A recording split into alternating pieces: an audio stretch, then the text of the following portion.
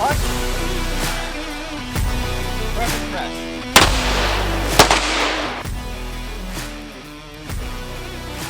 Hey guys, I've been here on the range at Noro Tactical. Quick training tip, just a one reload, one drill. So the way you set it up is empty magazine and one round in your gun. You can do this from the ready or the holster, whatever you want to do. So in this case, I'll do it from the ready. You're going to present the gun, find your sights, find your trigger, press. Your slide is going to lock to the rear. Now we can talk about different ways of getting your magazine out. You can hit the button with your supporting hand thumb, all right, which is going to be able to maintain your dominant grip without having to break that. Or you can break the grip with your dominant hand to reach it with your dominant thumb to release that magazine. All right. Once that magazine is out, my supporting hand simultaneously can be going to my fresh source of ammunition,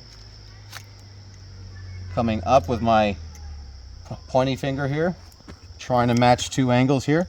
I'm going to bring my gun to face my magazine, insert. I'm releasing your slide a couple of different ways. I prefer hitting the slide release or slide stop on a Glock with my dominant thumb. You can come up with your supporting hand thumb, kind of like a 9-11 back in the day, or you can go old school slingshot method, which is universal. Then you slide forward, present the gun, you can fire another shot. All right, another method of reloading. You're going to present, slide block back, supporting hand thumb.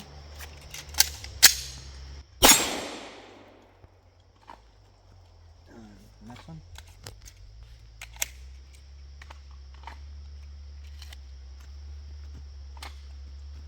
Another method, present. All right, you can either go support hand, dominant thumb, but then we're going to come up to the top, pull back and let go, present.